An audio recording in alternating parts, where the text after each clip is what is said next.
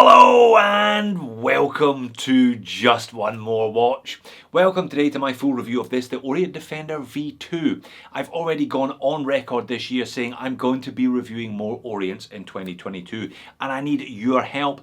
I've done the obvious ones, I've done the Komatsu, the Ray, a bunch of Bambinos, a few other of their kind of mainstay models. I suspect though that the strength in the Orient range lies from their more obscure pieces. So if you can think of an Orient that I should be reviewing over the course of this year, please leave a comment. Indeed, this one came from your comments.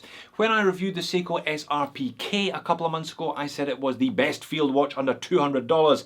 Several of you said, hang on Jody, you haven't checked out the Orient Defender 2 yet, have you? So I bought one, and I must say it is very well priced. These are somewhere between $150 and $200 US on eBay. I'll leave a link in the description of the video. Depending on which version you go for, that's around the price I paid. So on price terms alone, it runs Seiko very, very close. But is it better? Let's flip the camera and find out. So is it better than a Seiko then? Well, it's complicated. I'm going to show you on the bracelet because I got the braceleted version, plus I'm going to show you on three kind of suitably drab military style straps there, single pass, double pass and a fabric. But I mean it, it's complicated. Between 150 and 175 US say, you get a Japanese big brand watch featuring a Japanese made in-house automatic movement that has 5 hands plus a date complication.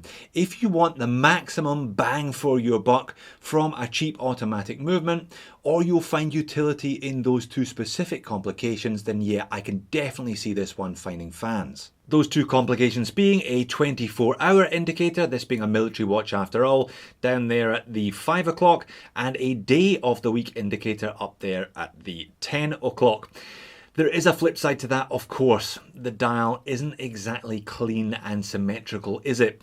The logo's up there at the 1 o'clock, you've got those two sub-registers on the angle, at least the date complication's at 3 and the crown is at 3. Now this is an Orient Defender Mark II, suggesting that there was an Orient Defender Mark I, and indeed there was. There it is. A different set of visual and aesthetic compromises then with that one. It had the date complication down there at the 6, which is cleaner, but the crown's at the 330. The day of the week is the big indicator at the kind of 4, and the small 24-hour sub-register does rather get lost up there at the 11. So I don't see either of these dial layouts being any particularly better than the other one, if I'm being honest. And you know what watch it reminds me more than any other, perhaps unsurprisingly? It's the Seiko SNZG13, which is the older model rather than the SRPG that I said was the best watch, the best field watch under $200. Very, very similar in intention, in sort of category, and in size and shape overall between these two. Dimensions on this one therefore are 42.5mm in diameter, only 12.5mm thick though, so not particularly thick, 49mm lug to lug. Now the Seiko from memory pushes over 50, so this one is definitely more wearable than the older gen Seiko. 22mm lug width on this, and on the supply bracelet there are various versions available, and I am going to show you on a couple of lighter NATO and canvas options. On the supply bracelet this one weighs in at 138 grams. Now that is not a huge amount of weight for a 42.5mm watch. I'm guessing the fact that it's mineral crystal rather than sapphire, and there are a number of compromises such as hollow end links that will also have saved a couple of grams, put it that way. So all 316L stainless steel and all brushed on this particular model. They do a green, a black and a blue on the bracelet. I believe there's a cream version and there's a PVD version as well. I think the cream one is bead blasted, whereas this one is all brushed, as a military style field watch should be, I feel. Screw down crown, 100 meters of water resistance. That is definitely a bit of a bonus. That outspecs any Seiko that you compare it to, at or around this price point anyway. And the standard of finish is actually alright. I would say it was better than the Komatsu, which costs a few dollars more. Nice fine brushing on the mid case there, not a huge amount of complexity, but everything is neat and tidy. If you do opt for the braceleted version, you'll be getting a pretty basic bracelet, to be honest. Just what you'd expect from a big Japanese company at this price. Now the end links may be hollow there, but at least they are female, so it does drop pretty much straight out of the case. So if you have a slightly smaller than average wrist, you'll still be okay with this one. Now these links, I can't quite work out whether they're solid or hollow. There's certainly a seam down one end suggesting that they're hollow, but they feel kind of weighty enough to be solid. Either way, pretty basic. 3-link oyster style, but they are just single links. There's no further articulation. Push pins there as well, and it's a basic clasp, stamped with the Orient logo, pressed upper, pressed lower, double security pusher, but only 2 holes of micro adjust. So there's a bit of a compromise inevitably there, I'm afraid. And there is the case back, screw on stainless steel, 100 meters of water resistance with a screw down crown as mentioned, which is definitely a bit of a bonus for the price. Very, very simple case back, just printed on there with the Orient name and the usual spec sheet around the outer edge, including the movement derivation, that being the F6B22. As already stated, that is a hacking and hand winding, unlike the previous generation Defender which did neither of those things. It's basically a version of the movement that's now featured in the Orient Komatsu, but with those 2 extra complications. Roughly 40-hour power reserve on this one, 21,600 vibrations per hour, so you get 6 ticks of the second hand per second. Stated tolerances of these are minus 15 seconds per day to plus 25 seconds per day variants. This one coming in at plus 15 or thereabouts. Not all that fantastic, but hey, you get all those complications from your money. You don't necessarily expect super sharp accuracy from this price anyway, do you? So let's get this one outside in some natural light, get out the macro lens and have a look at those complications up close and personal then. This one is a kind of drab military style green. There's a drab blue and a drab black as well. They're all matte, no sunburst effect on those, which I think is a good decision. Applied indices, which I was pleased to note. Large batons everywhere apart from the 3 o'clock where there's a slightly truncated one to make way for that date complication, and you've got those 2 clipped triangles pointing down towards the pinion at the 12 o'clock. Now obviously the interest is with those 2 sub-registers.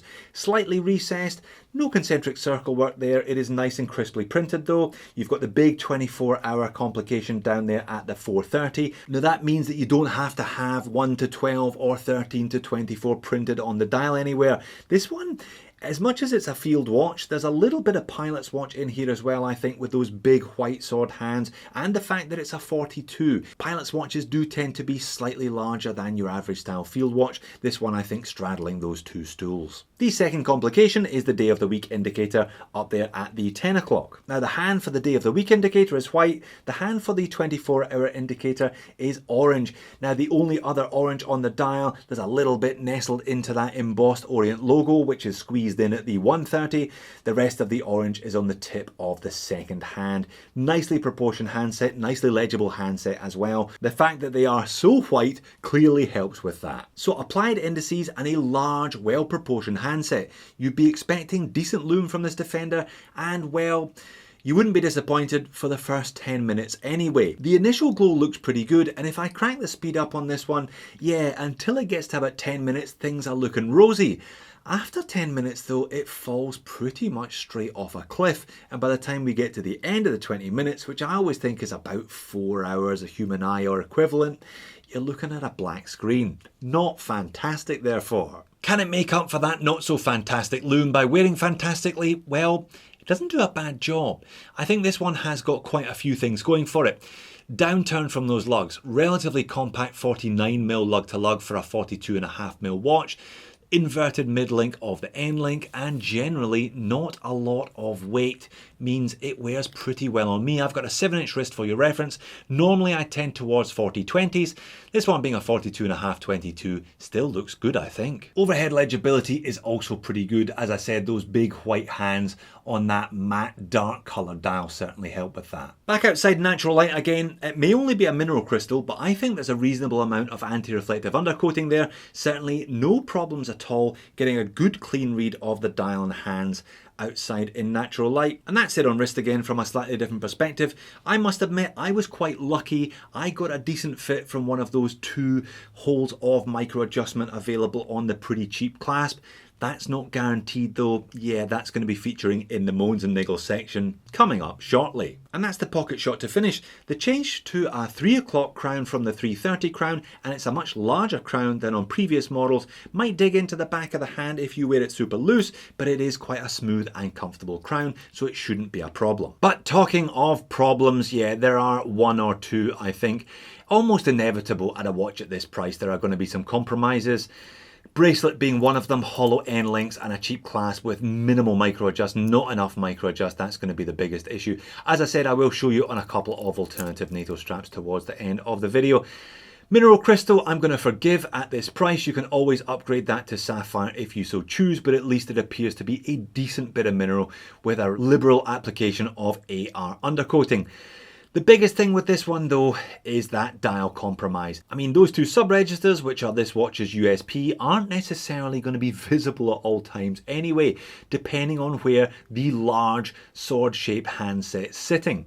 As you can see at the moment, the day of the week indicator is pretty much entirely obscured. Similarly, the 24-hour indicator does get obscured by various different times, the various different hand configurations. And yeah, it's not exactly symmetrical, is it? So if you're OCD about symmetry, perhaps you are better looking elsewhere.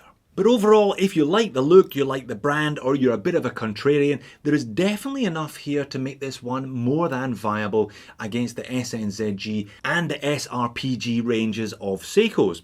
You'll have to wait another couple of weeks for my full comparison between the two, but I know it's going to be very, very close indeed. Seiko made an interesting choice downsizing to 39mm rather than sticking with the popular 42mm size of the old SNZG. That means if you like a bigger watch, you're really forced into alternatives such as this one. From my impressions of the watch thus far, that's not going to be much of a compromise. So there you have it, the Orient Defender 2. Is it better than Seiko? Well, it's very, very close, I must say. If you like this one, if those complications speak to you, then you can buy it with confidence. If you're not entirely convinced by the complications, definitely check out the SRPG 13 and also the SRPK 27. You can't go wrong regardless of which one you go for. Thanks for watching, see you soon.